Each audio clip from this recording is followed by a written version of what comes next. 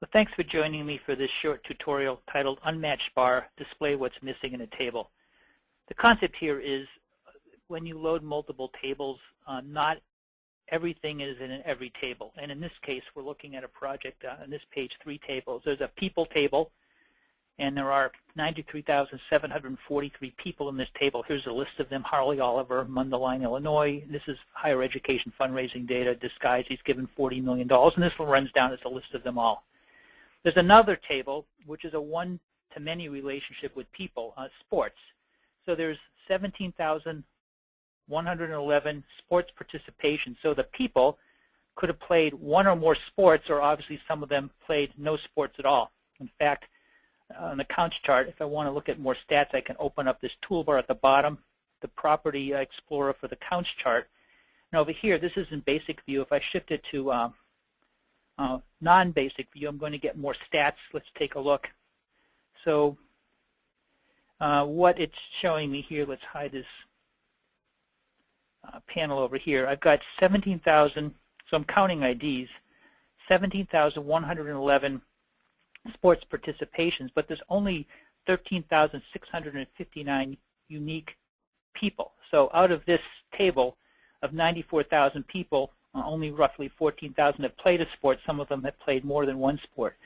So when we have something like this, and this could be, it's people and sports played, and we've also got gifts. We'll see that in a minute. This could be, customers and promotions and transactions, and so forth. This bar chart, which is on the sports table, is not complete. I mean, it's literally showing the number of people who played a variety of sports, but the bigger group are the difference between the 13,659 and the 93,743, the people who didn't play the sport. And in any kind of analysis, that's often a question you want to ask: who didn't play the sport, who didn't make a gift, who didn't get the promotion, who hasn't bought something. So the bar chart has a capability. If you open the panel at the bottom, go to the Property Explorer for the bar chart over here, and there's something on the bottom called Unmatched from Linked Table and Unmatched Bar Label. So if I want to match this back against the people table, I just type, the table happens to be called Entity, which is what it's called. If I put that in here, it's going to put another bar on here called Entity Sports Dollar. I'd actually like to relabel that No Sport Played. So I put the label I want. Let's see what that does. Let's close this thing out over here. So now I have a new bar on this table and put it at the top, No Sport Played, and the counts on it, it's the 80,084 people who are in the people table but not in the sports table, so they're the ones who didn't play a sport. And this is selectable, so if I grab it here, here's my count. I've grabbed the 80,084 people who did not play a sport. The unselected are the 13,659, which matches the unique count here, which it should, who did play a sport. And the list is now showing all the people who didn't play a sport. And if I can exclude down to just that group, I might want to see where do they live. So the other pages in the project are going to show that selection. Here's where they live, all over the place. What's their affiliation? I can see they're heavily alumni, undergraduate, and so forth. So this is a key capability for helping find the group that's not on the table. And let's take this one step further. This is a gifts table. So there are 863,751 gifts. These could be purchase transactions if it's another type of a problem set. It could be events attended.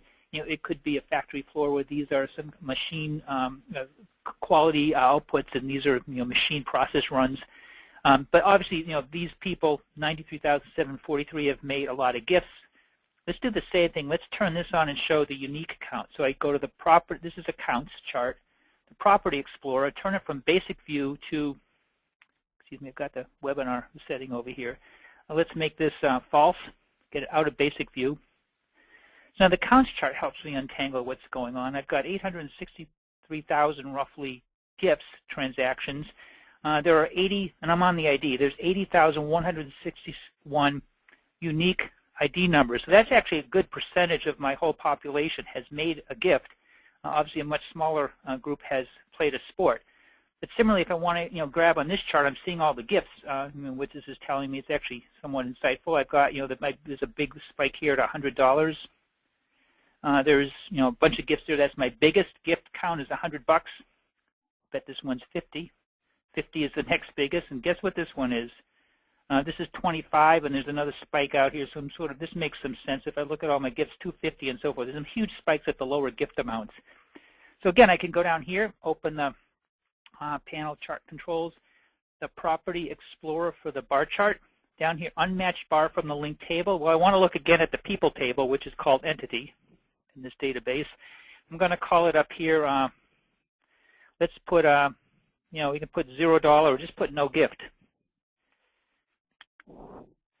And so now I have a bar up here at the top. We can zoom in on this, and let's just sort of zoom in on this a little bit so we can see a little bit bigger. I mean, here's my no gift. There's some small gifts, but there's the 13,582 people have made no gifts.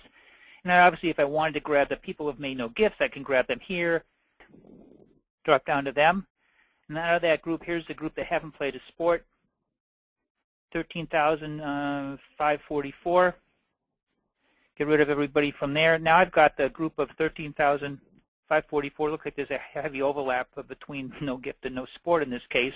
And I might want to see where is this group. They're obviously not that engaged. They're kind of scattered all around the country. More up here in the New York area, some in Florida. What are the class years? They're my more recent class years. What's the affiliation? Heavily parents. So I'm actually getting a view of who these. Obviously, the parents haven't played a sport because they didn't go. But what I'm doing here is visually exploring the combination. So let's come back, bring everything back, and sort of in summary, the goal here is when you have charts that are on tables that are different than a core table. In this case, the core table is the people table. And it's not a one-to-one relationship, and not everyone is in the table. Not everybody played sport. Not everybody's made a gift. Not everybody's been sent a promotion. Not everybody's made a transaction. Not everybody's been to an event.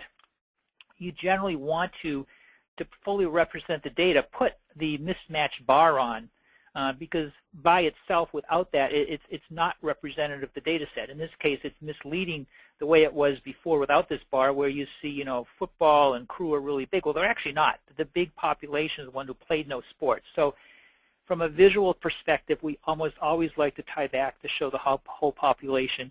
And in many analysis situations, you want to be able to grab the ones who didn't do the action, and we color code it with this default color, so it quickly stands out that this is information that's being actually brought across from another table. One last thing, if I sort this by label, change the sort of the bar chart. This falls in the middle, which is maybe what you would expect or want. This is no sport played.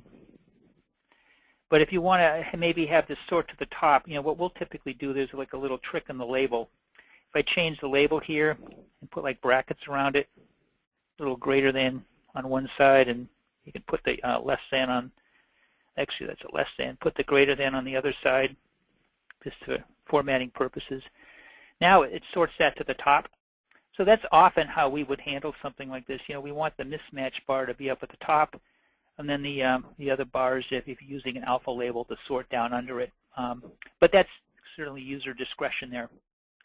So that's it. I think we covered what the capability is here on the mismatch bar, display what's missing in a table.